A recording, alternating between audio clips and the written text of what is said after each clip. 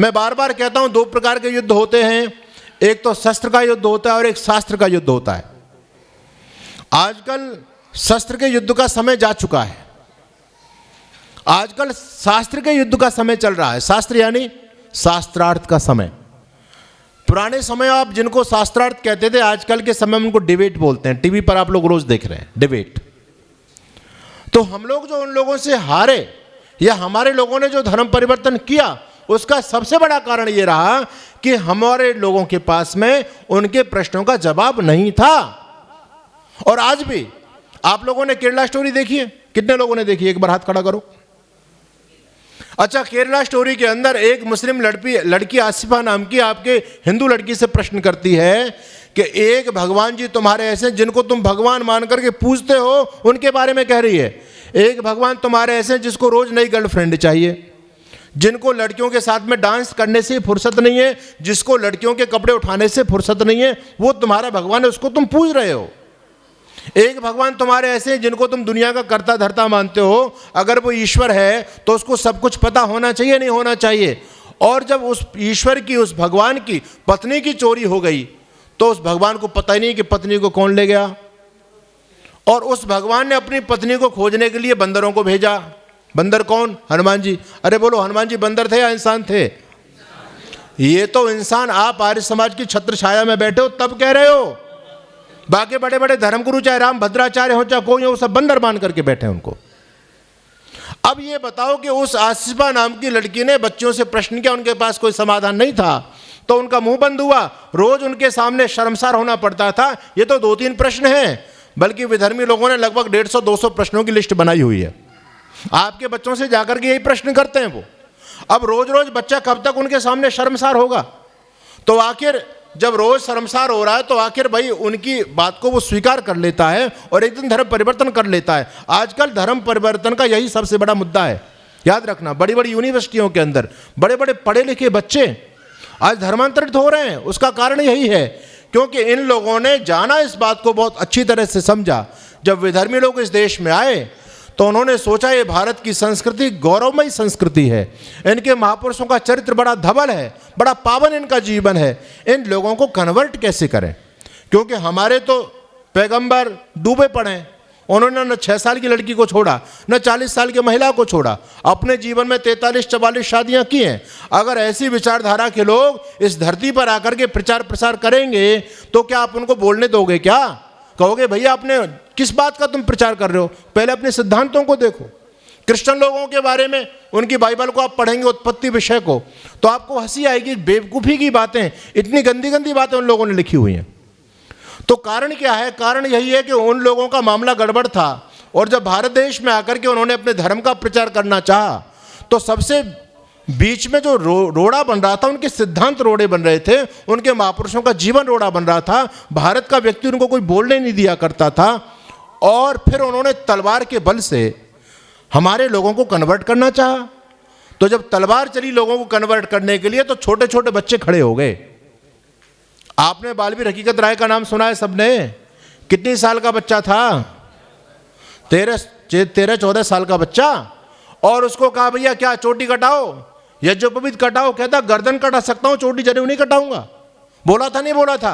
खंजर से उड़ा दो चाहे मेरी बोटी बोटी को, पर दूंगा नहीं चोटी को, मैं दूंगा नहीं चोटी को। चोटी नहीं दी, गर्दन कटा दी और वो मासूम सा बच्चा जल्लादों ने मार दिया काट करके।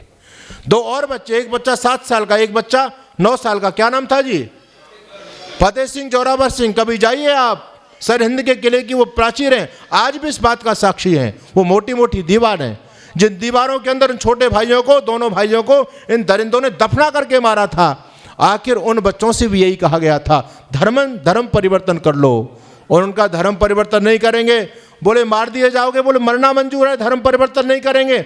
उन्होंने देखा छोटे छोटे बच्चे इस देश के दीवारों में चुनने के लिए तैयार हैं, गर्दन कटवाने के लिए तैयार हैं। जब जब हम पर संकट आया, इस पगड़ी ने बलिदान दिया, गुरुओं ने मस्तक चढ़ा दिए, अपने प्राणों का दान किया। कुछ को आरे से चिरवाया, कुछ को रुई से जलवाया, कुछ शूली ऊपर टांग दिए, कुछ दीवारों में चिनवाए। वो गरम तवा पर चढ़े किंतु निज सत्य पंथ से डिगे नहीं, और पुर्जा पुर्जा कट गए मगर मुगलों के आगे झुके नहीं। कितनी यातना दी भाई मतीदास को? ऐसे खड़ा करके बीच से आरे चला चला कर जैसे लकड़ी काटते हैं 2 भागों में काट दिया था। किसी को जैसे पकोड़े को तेल में तलते हैं उसी प्रकार से कढ़ाई में तल दिया। कितनी यातना दी, लेकिन लोगों ने धर्म परिवर्तन नहीं किया, बदले नहीं थे लोग। इन लोगों ने सोचा ये मामला है क्या। हम बड़े लोगों की बात छोड़ दें, छोटे छोटे बच्चे मर जाते हैं, मिट जाते हैं, लेकिन वो भी धर्म परिवर्तन नहीं करते। तो इन्होंने सोचा कि भाई मामला क्या है। तो पता चला ये भारत के बच्चे अपनी संस्कृति से जुड़े हुए हैं, अपने पूर्वजों के पुण्य प्रताप में जीवन से जुड़े हुए हैं और सही इतिहास से जुड़े हुए हैं। तो इन लोगों ने सोचा कि भाई इनके पूर्वजों पर हमला बोलो, इनके इतिहास को, इनके धर्म ग्रंथों को विकृत करो। ये सिलसिला प्रारंभ हुआ। और आपको जानकारी होनी चाहिए कि आज उसी षड्यंत्र के तहत आपका कोई भी धर्म ग्रंथ शुद्ध रूप में नहीं बचा है, कोई भी नहीं बचा। और इस पर काम हमारे लेखराम जी ने किया। जो विधर्मी हम पर तर्क कर रहे थे, मैंने सुबह के सत्र में भी बोला था, एक दौर वो भी था इस देश के अंदर जब विधर्मी प्रश्न करते थे, हमारे पास समाधान नहीं हुआ करता था, हम शर्म से नीचे गर्दन कर लिया करते थे। आज हम प्रश्न करते तो विधर्मियों के पास में हमारे प्रश्नों का जवाब नहीं है। मुझे इस बात को कहने में गर्व है, फक्र है कि मैं उस संस्था से जुड़ा हुआ हूं, उस ऋषि का शिष्य हूं। आज मुसलमानों को खतरा है तो किसी और अन्य हिंदूवादी संगठन से नहीं है। ध्यान से सुनना मेरी बातों को। मुसलमानों को खतरा है तो किसी हिंदूवादी संगठन से नहीं है। ये तो उन्होंने करके देख लिया भैया। मैं बात में आप लोगों ने निकाली यात्रा, क्या हुआ जी अंजाम, देखा आप लोगों ने सबने। वहां बजरंग दल यात्रा निकाल रहा था महाराष्ट्र के अंदर, क्या हुआ पिछली साल हनुमान चालीसा का विवाद चला था तब। उनको खतरा है तो केवल एक संगठन से है, और वो संगठन केवल आर्य समाज है, क्योंकि हमारे प्रश्नों का जवाब उनके पास में नहीं है। मैं कह रहा हूं वर्तमान समय में वैचारिक युद्ध चल रहे हैं, तो अगर उनको इस भारत में पैर जमाने हैं तो आर्य समाज की विचारधारा का समाधान उनको करना पड़ेगा। हमारे पास वो तर्क है, उनका प्रश्न, उन प्रश्नों का जवाब उन लोगों के पास में नहीं है। तो इन लोगों ने क्या किया फिर, हमारे सारे पुराणों को, हमारे सारे ऐतिहासिक ग्रंथों को, पुराण का मतलब क्या है, पुराण का मतलब होता है इतिहास। इन पुराणों में सारा इतिहास ही तो था, भगवान राम का इतिहास, कृष्ण का इतिहास, भगवान शिव का इतिहास, सारे महापुरुषों का इतिहास पुराणों में भरा पड़ा है।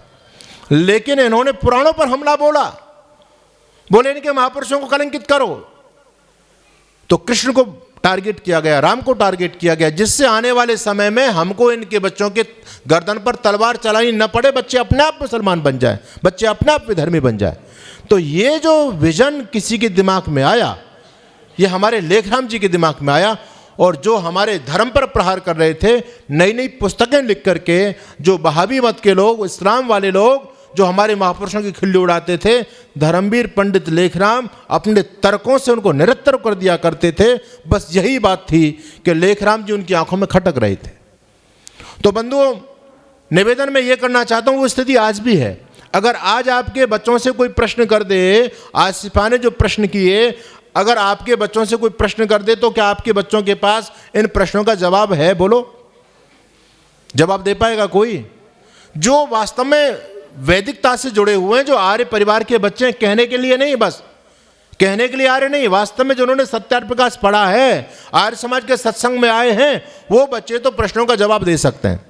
आगे आप केरला स्टोरी को देखिएगा, वो 32,000 बेटी हमारी विधर्मी बनी, और उसके बाद में उनके साथ में जो कुछ भी हुआ, बहुत शर्मसार करने वाली घटनाएं घटित हुई। एक बेटी जैसे तैसे करके बच करके आ गई। वैसे तो एक बार जो चलेगी बच के आती नहीं, किसी के 35 टुकड़े, किसी के 36 टुकड़े, किसी को सूटकेस में पैक करके फेंक देते हैं, दबा देते हैं वो। लेकिन एक बेटी जब बच करके आई, उसने अपने बाप से एक प्रश्न किया, और वो प्रश्न केवल उसी बेटी का नहीं है, प्रश्न हर हिंदू बेटा और बेटी का अपने माँ बाप से है। आप लोगों को आकलन करना है। उस बेटी ने कहा, काश पापा तुमने मुझे धर्म की जानकारी दी होती, तुमने मुझे महापुरुषों के बारे में सही बताया होता, तो मैं कभी भी धर्म परिवर्तन नहीं करती। क्या हम अपने बच्चों को धर्म के बारे में बता पा रहे हैं आज? क्या हम अपने बच्चों को अपने महापुरुषों के बारे में बता पा रहे हैं?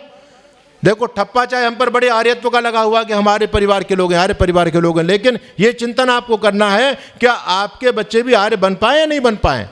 यदि आपके बच्चे आर्य नहीं बन पाए तो याद रखना, आने वाले समय में आपके बच्चे तो नास्तिक बनेंगे या आपके बच्चे विधर्मी बनेंगे, कोई रोकने वाला नहीं है।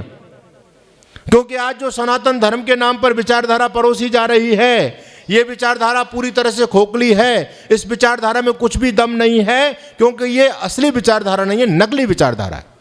इसको बर्बाद कर दिया गया विचारधारा को।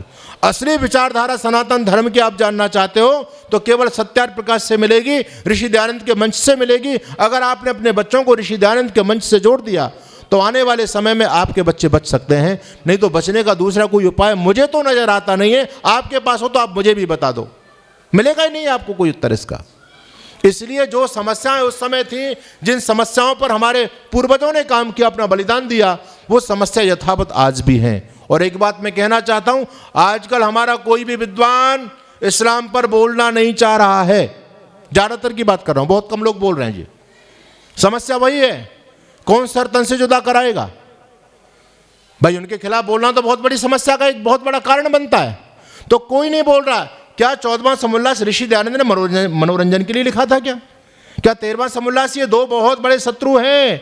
मैं बार बार कहता हूं, पाखंड भी इस देश की अधोगति का कारण बनेगा, ऐसा स्वामी दयानंद जी ने लिखा है और ये बात सत्य है। लेकिन इससे बड़ी चुनौती हमारे सामने दो लोगों की है, दो बड़े बड़े भयंकर जो है ना संप्रदाय आपको चबाने के लिए, खाने के लिए देश में काम कर रहे हैं।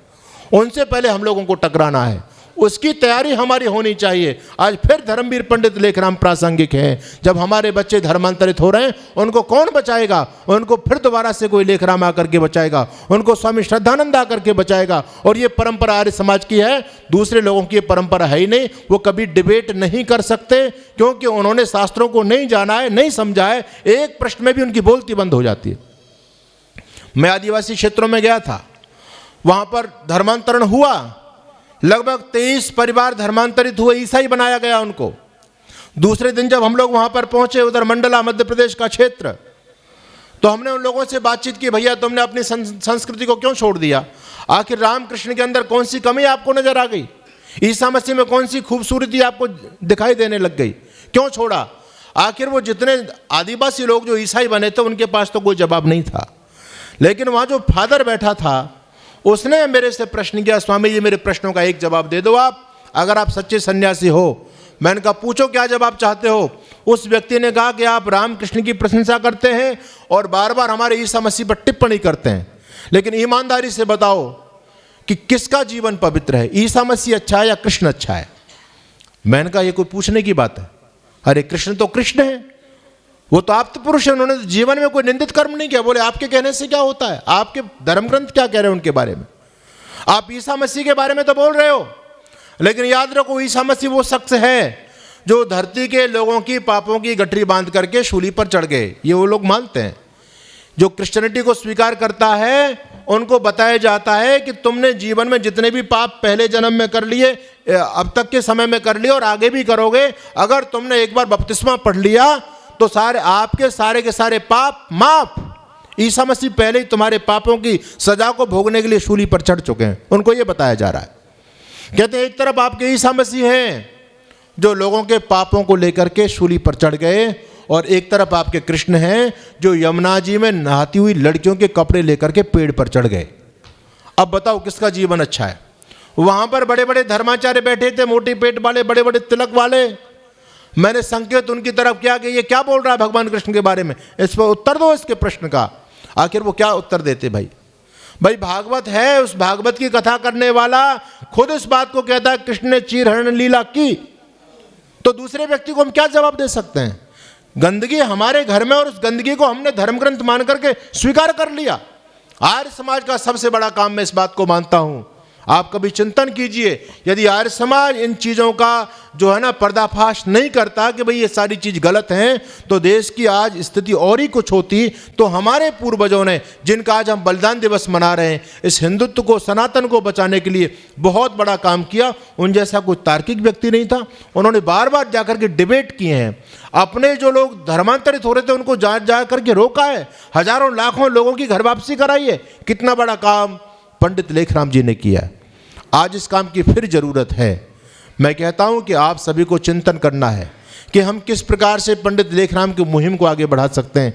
इसके लिए बहुत चिंतन मनन की आवश्यकता है। मैं केवल आपके बीच में बोल करके चला जाऊं। वस्तुतः मैं आपको बताऊं कि आज जब मैं पढ़ रहा था स्वामी श्रद्धानंद जी को, और वो संस्मरण में पढ़ रहा था पंडित लेखराम जी का, तो वास्तव में मुझे बहुत ही अंदर से मैं बड़ा व्यथित हुआ कि आखिर इस परंपरा को कौन आगे बढ़ाएगा। अब कहाँ से हम लेखराम लेकर के आएंगे, कहाँ से श्रद्धानंद आएंगे। उन्होंने तो संकल्प लिया कि हम मर जाएंगे और वो धर्म के लिए बलिदान हो गए। लेकिन महानुभावों, ये सोचो, मैं बार बार इस बात को कहता हूँ, आने वाले समय में वो पूर्वजों को याद करो जब विधर्मी लोगों ने उन पर दबाव दिया, वो लोग सरहिंद की दीवारों में चिन गए लेकिन धर्म परिवर्तन नहीं किया बंधुओं। लेकिन आजकल यदि विधर्मी लोग सरहिंद की दीवारें खड़ी करवाने लग जाएं तो क्या कुछ फतेह सिंह जोरावर सिंह उसमें दबने के लिए आएगा क्या? क्या हमने अपने बच्चों की वो तैयारी कराई है आज तक? चिंतन करने की आवश्यकता है। आपके स्तर का जो काम है उसको आप करें, मेरे स्तर का जो काम है मैं करूंगा, और सरकारों के स्तर का जो काम होगा वो सरकार करेंगे। तब जाकर के सनातन बचेगा, तब जाकर के पंडित लेखराम जी के इस बलिदान दिवस को मनाना सार्थक सफल हो सकता है। तो हम सब यही यहाँ से एक संकल्प लेकर के जाएंगे, भाई कम से कम अपने बच्चों को वैदिकता से जोड़ दो। ये इतना काम तो आप कर ही सकते हो, और इतना भी नहीं कर पा रहे तो क्या पंडित जी से क्या सीख पाए? सीधी सी बात है। तो ये बहुत बड़े समय की मांग है। नहीं, आने वाले समय में देखते देखते आपके बच्चे आपके हाथ से जाएंगे, कोई रोक नहीं पाएगा। इसलिए आर्य समाज से जोड़ने की आवश्यकता है। 100 से अधिक देशों में देखा जाने वाला, सर्वाधिक लोकप्रिय और सबसे अधिक फॉलोअर्स के साथ पूरी दुनिया में आर्य समाज के विचारों का प्रचार करने वाला एकमात्र चैनल वैदिक प्रचार।